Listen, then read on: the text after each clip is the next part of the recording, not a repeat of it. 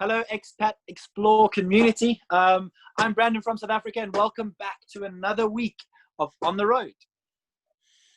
I'm Matt from Australia, here again once more. Looking forward to another episode. And hi, I'm Vic. I'm down here in New Zealand. Happy to see you all again. And hey guys, I'm Luke from London. All right, so this week we are going to be talking about things that we do on tour. And one of those things we've been asked is, where's the best wine in Europe? So what we're going to do is we're going to talk to you a little bit about the best places to have certain drinks in Europe. So what I'm going to be talking about is on our Balkan Explorer tour. It's a wonderful tour that goes from Greece, or starts in Athens, goes back to Athens, and goes through all the Balkan countries. You get to experience lots and lots of different alcohols and drinks and local things. One of my favorite parts of that tour is when you get to Dubrovnik in Croatia. It's quite a fast-paced tour up until you get to Dubrovnik, because you spend 2 nights there. When you get there, it's a perfect opportunity to go and have dinner, and then you get to try their beautiful wine. Croatia has some incredible wines. They're not as popular as things like Pinot Noirs from France, but they do have a variety called a Plavac Mali, and it is quite a nice, light, fruity red wine.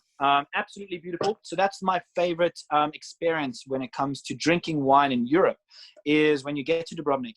You check into the hotel, and then I normally take whoever is interested out for dinner, and we go and sit and overlook the ocean. You see a beautiful Croatian sunset, and you get to try their gorgeous, gorgeous, gorgeous Plavac Mali wine.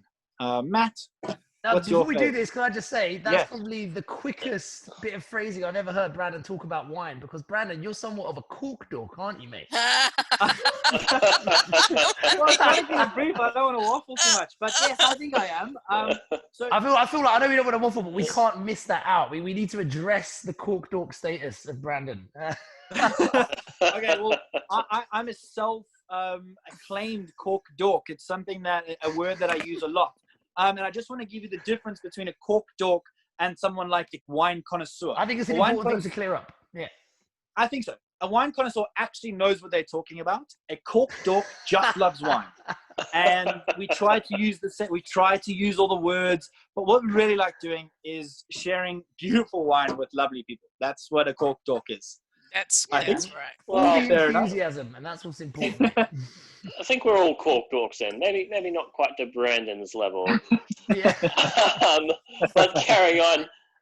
Brandon, you mentioned your tour starts in Greece. Well, I've run a few tours through Greece myself, and one of the destinations on those tours is, of course, the beautiful island of Santorini. They've got quite a good wine industry there. It's really interesting because Santorini is a volcanic island. So they've got quite a lot of different sort of varieties of grapes, and it's really interesting how they grow it. But it's not the wine itself that I'm, enjoy. It's the view at a particular winery called Santos Wines. It's literally on this like cliff face overlooking the caldera. You can go there and you just order a selection of either like 6, 12, 24 wines if you want to be there all day. Get some cheeses and some olives, and you sit there drinking. They say it's the most beautiful sunset in the world. Oh, spectacular! Up there, isn't it? Yeah. Yeah. You guys are transporting me right to the Mediterranean now. I'm thinking of Dubrovnik, and I'm thinking of the Greek islands and Santorini. Gosh, it's making me really miss Europe. Making me miss you guys. Oh, I know. It's not where you are to you with. Yeah. Very true. So one of my favorite places to visit on a tour is actually, if we're talking about wine, is the very famous region of Champagne.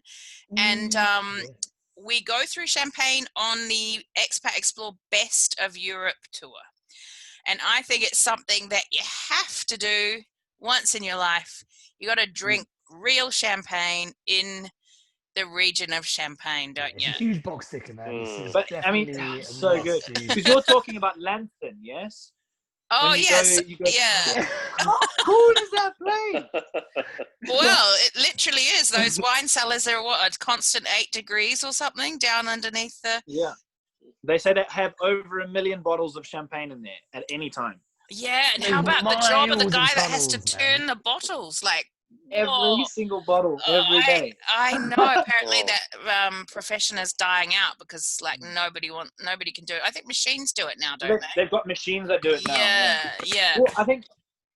But yeah, Yeah, sorry. I love visiting Champagne and having champagne. And you mentioned before, Luke, that it's even more better because more better. That's good English. More better. Because we go at 9:30 in the morning and we're drinking champagne before breakfast, pretty much. It's legitimized drinking champagne at 9:30 in the morning. But not only do you get to drink champagne at 9:30 in the morning, you get to explore those massive underground tunnels. I mean, when you guys first went to that, how did you react? Because I lost my mind when I first saw that. Because they say all of our wine is kept under that hill. Yeah. And then you go into it, and it's this massive cave system. That Yeah, goes you're like, on oh, it's going to be like a kilometers. cellar or something. It's going to be like a giant hall. No, man, it's mine. There's like trucks driving around down there. Yeah. It's like a supervillain's headquarters. I know, and often you go there maybe blind because it's not necessarily on the training trip, and you get down there and you're like, Yeah. oh, and they're like, have you not? Whoa, I've never been Yeah, here. it was my first time, and the passengers were like, "Oh, this is kind of cool," and I'm just there like, "Oh my god, have you guys seen what's happening here?" And yeah, I was very excited. Yeah. So where's your favorite place to drink the wine, Luke? So I'm actually going to move on from the wine, and I do love wine, but I feel like since we're talking about traditional drinks of places, I'm going to come back to my home country of the UK, and I'm actually 25% Irish. And so I know I did one of those genealogy tests on Ancestry recently. I paid like £8, sent it off. I spat into the cup, and they were like, "You're 25% Irish," and I was like, "Oh my god, this is great!" Now when I say it on tours, I'm not going to be lying. I'm going to be telling the truth. And so here's a certificate. Here's a certificate. I'm going to be waving it around everyone's faces. It's going to be great. Doesn't mean I can do the accent any better though. And so on the GBIR, we obviously get to drink a lot of whiskies in Scotland and Ireland. But one of the most special moments and one of my favorite drinks of all times has to be the Irish coffee.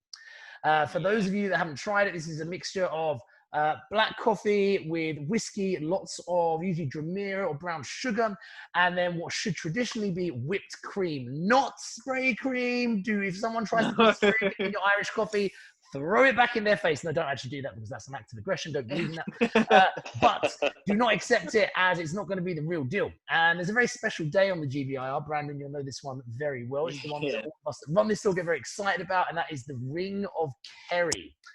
This is where we spend the day. Morning on tour. It's incredible. No, you get so excited about that. You've told me about the Ring of Kerry 10 times. Sorry, I could talk about it all day. And so the first stop on the Ring of Kerry is you stop at the Red Fox. And this is a legendary pub and inn with an old peat bog village. You get there about 8 o'clock in the morning because with Expat, we like to get there before any other tour group so that we've got the ring to ourselves. And it's the best you get there thing. at 8 a.m. They've got a tray of Irish coffees laid out for you. 8 in the morning, you've got your coffee full of whiskey, you've got the whipped cream, you're there sipping it, you've got these two giant Irish wolfhounds that are there leaping up at you. They stink. So cute as well. So friendly though. On their back legs, they're like 6'5", and you're sitting there. It's the biggest dog in the world. Biggest dog in the world. Biggest dog in the world. I thought Great Danes, but no. I thought Great Danes. The Irish will disagree greatly and tell you it's the Irish Wolfhounds. Googled it. It is true. And so you've got your Irish coffee. You've got these giant dogs. You've got these guys that are saying things that you don't understand because their accents are so intense. If you're lucky, the sun's shining and it's just a beautiful day. And then as soon as you had your Irish coffees, you're off to the Dog on a Donkey. It's insane, isn't it? Yeah, I know, right? It is literally dog on a donkey. Yeah, dog on a donkey and a guy, and his guy's got the taxi. He's like, "Oh, top of the morning, Jay. You've come to see the dog on a donkey, but what is the dog on a donkey? I got this crazy little moonshine for you. And I'm making so if you want to give some to your passengers, it'd be lovely. They'll have a wonderful day." And you're like, "Sorry, mate, what was that?" And then he says the same thing again, but slightly slower. And it slowly creeps in. It's absolutely beautiful. But yeah, for me, Irish coffees. So I haven't actually done that Great Britain and Ireland tour, and now again, I want to go. Right? That day, the Ring of Kerry, because we're there so early, we get the whole ring to ourselves. We're the first company out there. Everyone else has later starts. but we have no traffic, we have no issues because we just get straight on and we get to see everything first. It's a bit unusual, expat getting up early, isn't it? And getting somewhere. Sleep-ins all the time. You're not on vacation, you're on tour. I think I had a breakfast past 6:15. Well, we're all about maximizing potential of great experiences, and to do that, you have to be up and about early. And so we're all about that on Expat Tours. We conquer that day. Sleep when you're dead. Speaking about like iconic experiences or memorable experiences, weren't you talking about something, Brandon? About the special cider you get in Normandy, and you. So what? One of the it's a story I talk about a lot because it happened last year, and probably my it's the highlight of my entire career. For 6 years I've been doing this, and this day was the most incredible day. And just to keep on that theme of things that you can drink while you are on tour, this was actually on a French tour. So it's a 7-day tour that starts in Paris and ends in Paris. And one of the places we go is Normandy. So we get to go and experience the Normandy beaches. For those of you who don't know, Normandy is where in World War II, the D-Day landings happened. So it's one of the most important events of world history, I think. So for something like that to happen, to go on tour, it's a very, very, very powerful day. And the way that I wanted to pay our respects to all of those soldiers who lost their lives trying to kind of fight tyranny out of Europe was to get some Calvados. And what Calvados is it's a French brandy that is made from distilled cider. So apple cider that's distilled into making a brandy. And it comes from the region of Normandy. So what I like to do is get a bottle and get a little shooter glass for everyone on the coach. And then I pour everyone a little sip, and we did a toast to all of those soldiers who came over to try and push back Nazi Germany during World War II. And incredible, the most amazing day. And to finish it off like that with something so special like Calvados. Incredible. Such a nice memory. Yeah, it's great how like sometimes even food as well, like a food or a specific drink conjures up a memory for you of love buying local treats as we go along. This is something that I think that's really important that we provide for people, because like I think you were saying, Vic, that some people come on these tours just to tick boxes. They've seen that places, but us as tour leaders, we add an extra layer of experience to that. And usually it's through food and drink to add a layer of immersion into the experience that they're coming to learn about. So it becomes a lot more than just a box ticking experience. Exactly. Yeah. Like trying a bit of vodka in Russia. Who doesn't buy a whole big bag of Fonzies and pass them around the country? Yeah, who wants Haribo, Oh, yeah. Talking about Italy, I mean, going to Florence, going into the Tuscan hills and going to the region of Chianti and having real Chianti and just, brings you back to that memory. That evening when you leave Florence and you go to Montecatini and you get that glass of wine up in Montecatini Alto, you've gone up the funicular. As I think, Brandon, you often say the perfect end to a perfect day. It's, how else to finish a night and a day in Tuscany? You go to Pisa in the morning, Florence in the afternoon, you finish off in Montecatini and have a nice Tuscan feast.